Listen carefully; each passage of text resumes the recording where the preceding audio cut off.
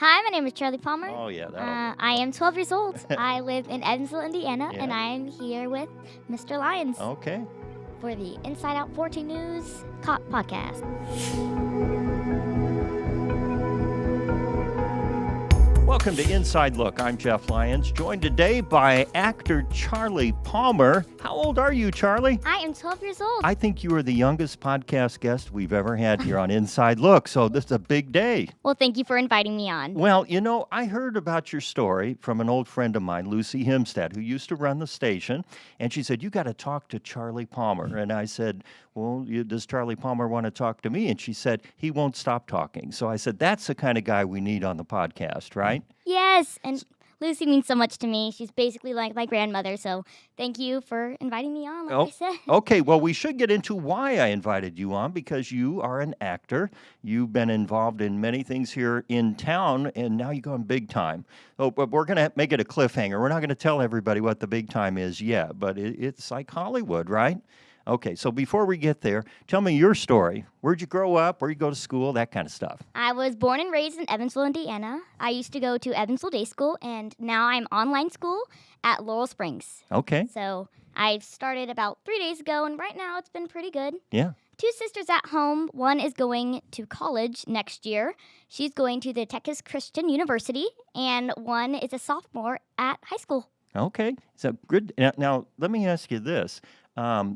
Did I get you out of school today to come do the podcast? No, sir. Okay, all right. I don't want to get you in trouble here right off the bat. So you have been involved in local theater production. So talk about that a little bit. What made you want to get on the stage and act? Yes, so I go to Children's Theater of Southern Indiana with Jenny D'Alto, who is absolutely amazing. And I started in 3rd grade whenever I decided I wanted to do the Rudolph the Red-Nosed Reindeer. My first show, I played Blitzen in that one. And all of a sudden, it just kind of clicked that I wanted to do this for the rest of my life. Yeah. I had done reviews, other shows like Madagascar, Lion King, Frozen, so many shows there at CTSI, and now I've started to pursue it. I started off by my mom. She found something on Facebook that was like, hey, do you want to sign up to be a professional actor? And I was like, sure, why not? Let's give it a try. Okay. And so I got an agent there, and they have been absolutely incredible to me. And so it's just kind of kicked off from there and started flying. We got so much to talk about. So I want to go back to the very first show. So you said you were cast as Blitzen, right? So one of 8 reindeer. Unless, was there a Rudolph in there too? Yes, there was. So you had 9 reindeer, right, to choose from. And so did Blitzen get many good lines? I mean, were you happy with the role? Or I was. I mean, for the first time starting, it's absolutely incredible. And the ensemble is so important to a show and everything that a show has to offer to it. Without the ensemble, the show is nothing. It's just actors on stage talking. Yeah. And so the ensemble brings the story to life, and it creates a whole different experience inside theater. So as Blitzen, I was like Rudolph the Red-Nosed Reindeer. You had to know the song, right? Yes, you have to know the songs. You got very iconic. Did you have any, pivotal lines or a part in there? I mean, thinking of the reindeer, Blitzen, lightning, obviously that's a German word for lightning. So did you have to bring lightning to the role? Sometimes I did, and I sat with my other reindeer and made some great new friends, and we just kind of kicked off from there. So the reindeer all hang out and gripe about the elves, or how does that work on the set then? Well, obviously at the beginning we are very mean to Rudolph because, he has a shiny nose that's red, and slowly, and we just started gaining more, and we trust him more, and so on the story, there's a snowman who's the narrator, and she was absolutely incredible in that show, and it slowly just kind of keeps going about his story. Rudolph meets an elf who wants to be a dentist, and all the other elves are mad at him for that, and Rudolph falls in love, and it's love at first sight, and at the end of the story, it's all happy endings. Now, tell me, were you nervous when you got out there on stage for the first time, even though you were one of 8 reindeer, right? Yes. So you're kind of in the crowd, so to speak, but were you a little jittery going out there? I definitely was. I mean, it's the first time for everything, but also, I didn't know what to expect, so some of the time I was just like, well, okay, let's do this, shall we? And so I went on stage, and it's like riding a roller coaster.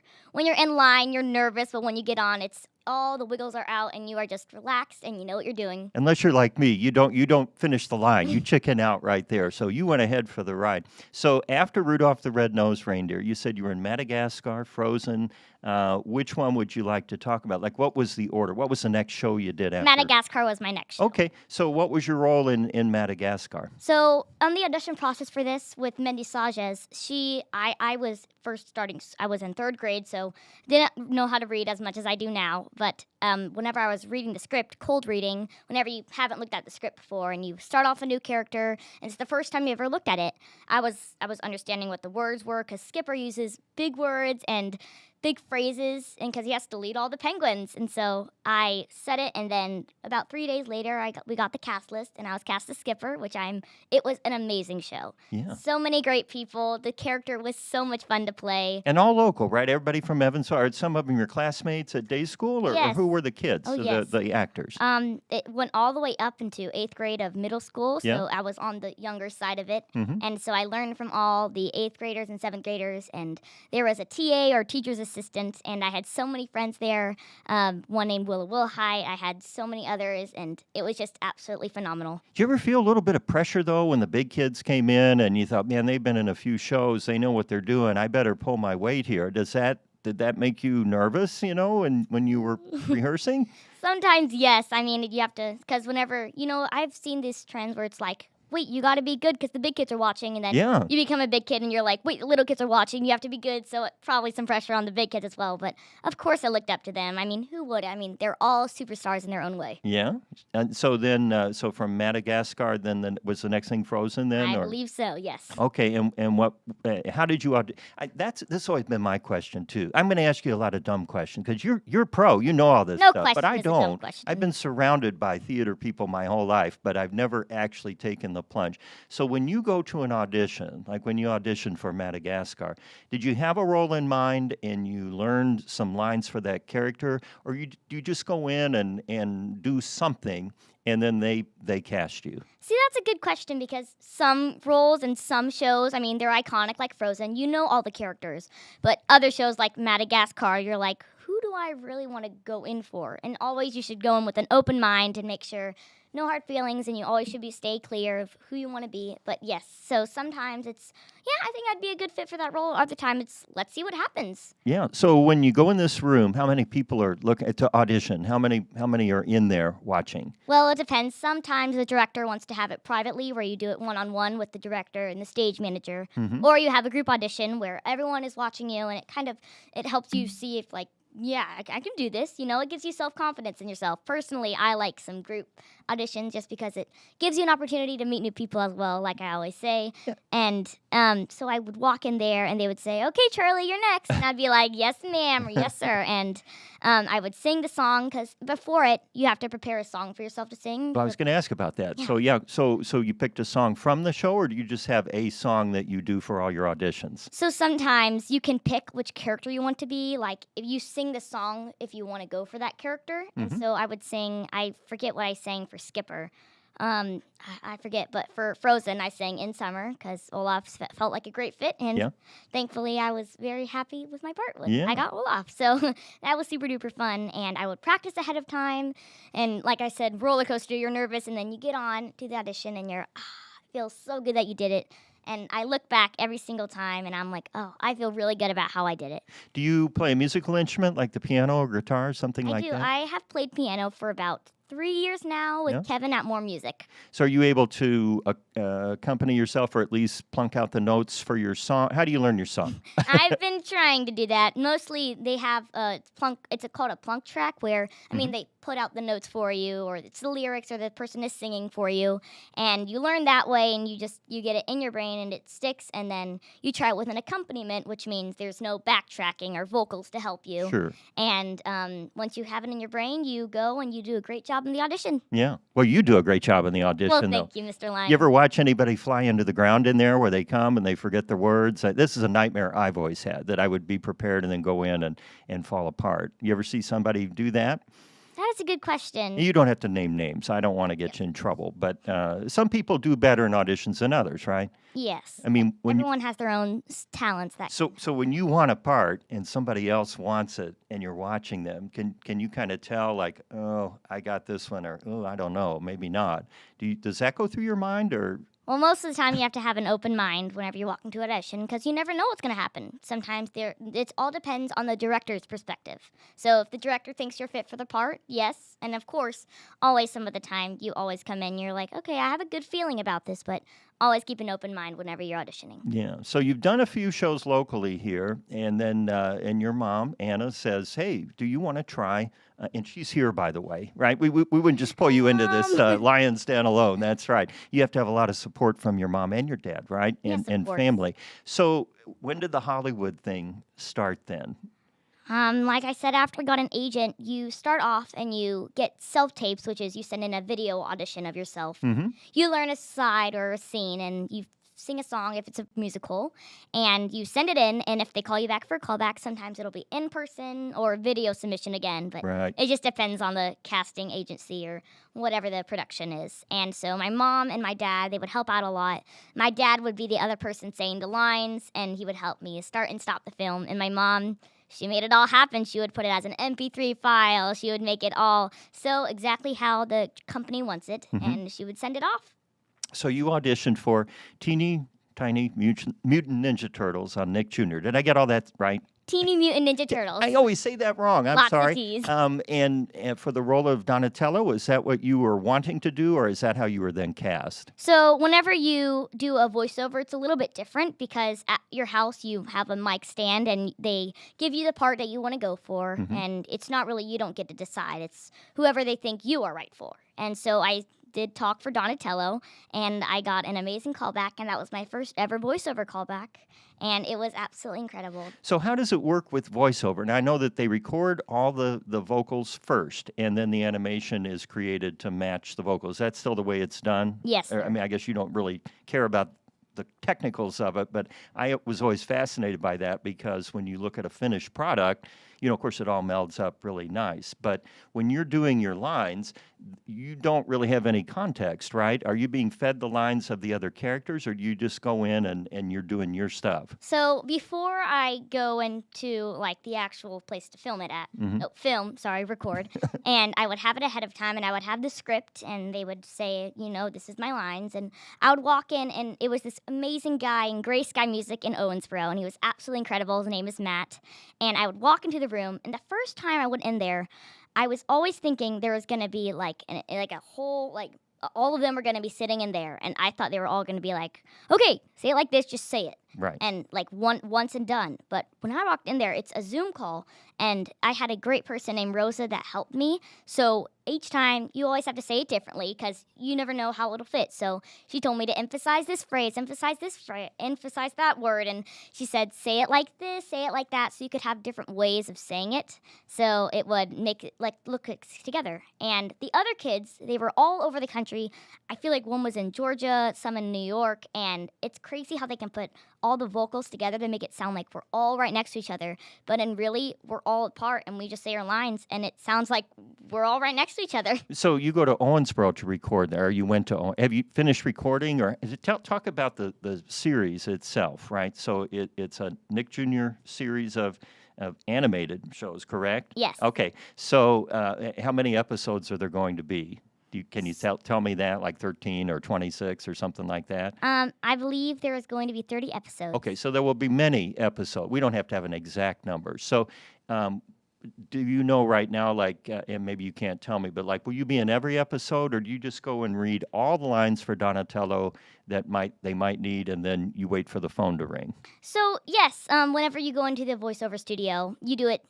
We did it 6 episodes per time, and so I would say my lines, and then a week later they would get the next script, and it's a process and it's a cycle. Sure. So how long does it take you in a session to do all the lines for an episode? Really, it takes me about 2 hours to do the entirety of it, and they're 4-minute episodes, but they're so playful and cute, and I love them, each and every single one. And it takes you a long time because you have to say it differently every time, and you have to give them different ways of saying it, different prompts and different styles. And you also, it works a lot on your voice because you sound differently sometimes. Mm-hmm. And the way that I did it, my voice it's not my natural voice. Yeah. And so you're not using the Charlie Palmer voice we're hearing right now here on the podcast. No, Are you sir. allowed to do your character voice for us, or let me check on that. Sure, yeah, we can. Okay, you just say, you're watching Inside Look with Jeff Lyons in your Donatello voice. Cheesy pepperoni, he's amazing! So where did you come up with that voice? So, whenever you start off and you do an audition, they sometimes will give you like a reference sheet on how they want the character to sound, or in like the feeling of who the character is. So Donnie is the smart one in the group, and he makes the problem solves. And I was like, how can I incorporate cute with smart? And so my voice, you kind of mix and match different things to make your formula of how you want your voice to sound. Yeah. Do you imitate people? That was one thing I still do, unfortunately. I will be around people, and then I find that I will talk like them or pick up things that they say or do, or I can affect, a character. I've worked with a lot of characters over the years, and I can imitate people. And I did that when I was in school. Sometimes you get in trouble when you imitate a teacher. Did you ever do stuff like that, like imitate family members or teachers? Or I guess what I'm getting at is what made you want to do not really impressions, but character voices. Doing character voices, sometimes I'll do Mickey Mouse, for example. I'll be like, "Hi, my name's Mickey," and it's very different and it's weird because whenever you see the actual actor that does it, you don't think of them as a person, you think of them as a character, and so it's weird, but it was really fascinating to see that because it's a completely different realm than theater or film because you're not seeing your face. Nothing has to do with how you look or how you're acting. It's all to do with your voice. So I thought that was really intriguing to me, and it made me really want to see how that would work and figure out the rest of it. So when you walk in there and you've read the script, of course, and you're able to read the script, so you don't have to memorize lines, right? They put it on a stand for you. Then what are you thinking? Like, how do you get into character? Because, like you said, only your voice is carrying you. You don't have gestures. You don't have facial expressions. It's just your voice. That's hard to do. I mean, there aren't a lot of people that can do voiceovers. So, thank so you. how do you get in the zone? Well, obviously beforehand, we arrived about 15 minutes to the place where we record at Gray Sky Music, and I would just go through the lines in my head and see how I can do them differently each time. Because obviously, it has to be different so that you can see what works the best. One and done, it's very difficult to do that. And so I would see, how can I say this? How can I make sure that it's really going to sound how they want it to? And what's the different ways that it can work? And so I would say, emphasize this phrase. Oh, wait, that does sound good. Or, no, let's try something else, shall we? And so I would practice and make shift and see how it would all work together. You said earlier there was a Zoom call. So there is a producer on the other end listening as you're doing this in real time and then giving you prompts? Or is it somebody local that comes into the studio and is sitting there with you? So, yes, the person that was my coach or instructor on how to do it, she lives in LA. And so she was super duper nice. Her name was Rosa, and she would tell me to say it like this, say it like that. And she works on a lot of voiceover projects, and I could see because she would tell me how to say it with her voice, and it was very cool to see how she does her voiceover stuff and the way that her voice sounds, how she would think of the character, and it would help me come up with my ideas. Now, will her voice be heard in Ninja Turtles? No, not her. So she's done other things, and then that's how she's able to coach you. Yes. Yeah. And then I asked you this before, but I'm going to ask it again because I'm not clear on a couple things. So nobody is when characters are talking and there's dialogue, you would have a line that was fed to you. Like if I said, "What'd you eat for breakfast?" and then you would answer back in character, or whatever the setup line was. But nobody's feeding you the preceding or the line leading out, so it's just done in a vacuum? Yeah, so we start off, and it's like I said, you get the script beforehand, so you know kind of how to say it, and they give you an idea on how to say it like how you want it to sound for their sake, so that they can help. So when you look at the script, are you seeing the whole scene, like you see what all the characters are saying, or you're just seeing your lines? I do. I see all the characters. Okay, so at least you have the context. Yes. Okay, we're going to go, build a rocket or whatever it is, whatever the plot line is. So you kind of know where you're leading, and I guess that would then kind of indicate, how to do your voice. Okay. What's the hardest part about that? The hardest part is probably the after effect, honestly. When you get home, it's really, like I said, it's hard on your voice because you're doing it in a different way that you don't normally sound. Mm-hmm. And it's the way that you recover and you get back on top of it. So I can do it again the next week. But another hard part about it is whenever I'm doing the recording, it's exactly how they think of it. Because we both have a different idea on how it would look in our heads and how it would sound. And so it's the way that we merge those two ideas together to create what we want in the middle. When you record, then do they play it right back to you, and so you can hear it and then say, let me try that again? Or do you just simply do it 2 or 3 different ways and then move on? Not usually. I barely hear myself. Sometimes they'll let me see a little snippet of it and see how my voice sounds. And it's weird whenever yourself is in a character and then you see it and you're like, wait, that's my voice. I'm doing that, but I'm not talking right now. Yeah. So it's weird to see it. And when you hear your own voice, it's both happy, it's both confusion, it's both like, oh, I don't like that, or maybe I do. And I enjoy hearing myself sometimes. Yeah. It's weird, and it's like, huh. It is weird. Do you think that, and I've always felt this way too, that I don't sound like I think I sound. And I've been recorded and been on microphones or broadcasts for over 40 years. And I've never particularly liked the sound of my voice. But everybody seems to accept it because they hear it. But when I hear a recording of myself, I'm like, that's me. Do you feel that way? Oh, all the time. Oh, really? Of course, yes. Okay, well, maybe I'm not alone. Yeah, you're not alone on this one. So many people feel that way too. It's strange to picture yourself in something and it doesn't turn out how you like it. And it's like, wait a minute. That's really what I sound like. And so sometimes it's good, sometimes it's bad, and most of the time I couldn't care either way as long as it's what they like and what works best for the character. Yeah.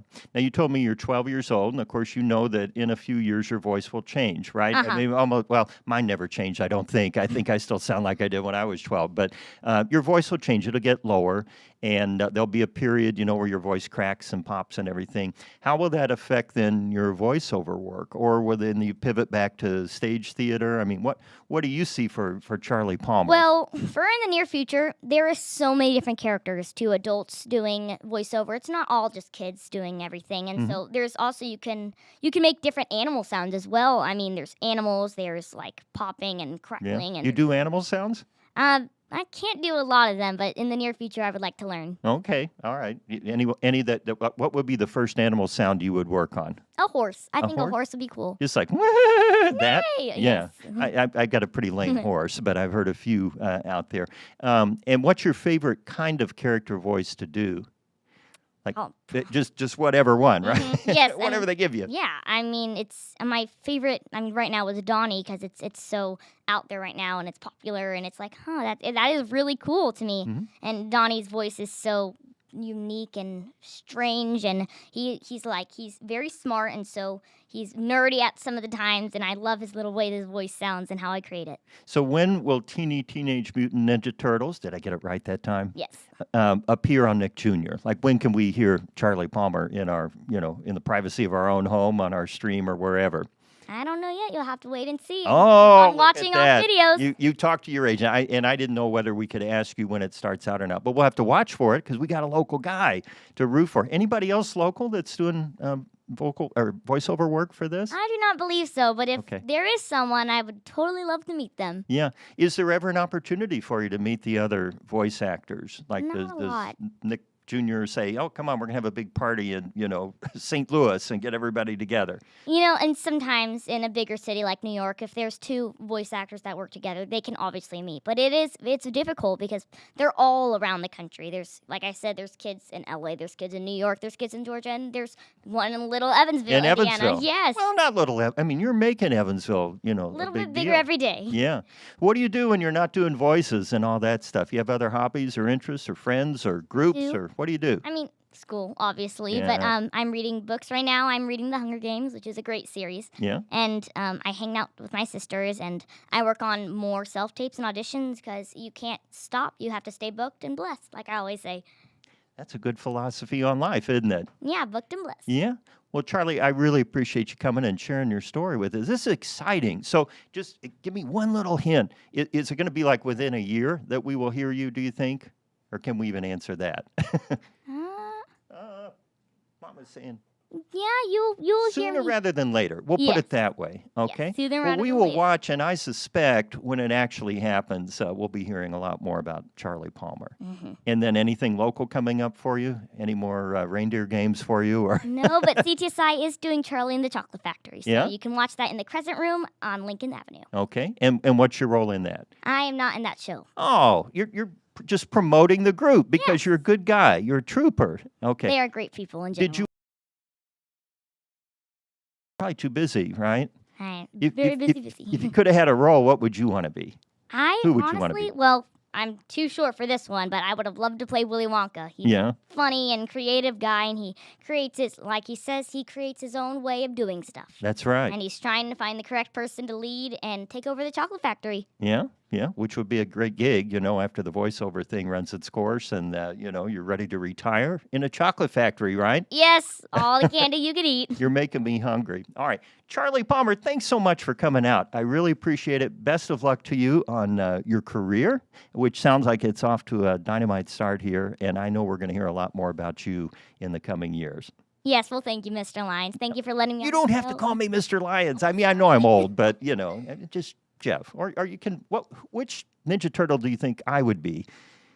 You would be Leonardo. Because?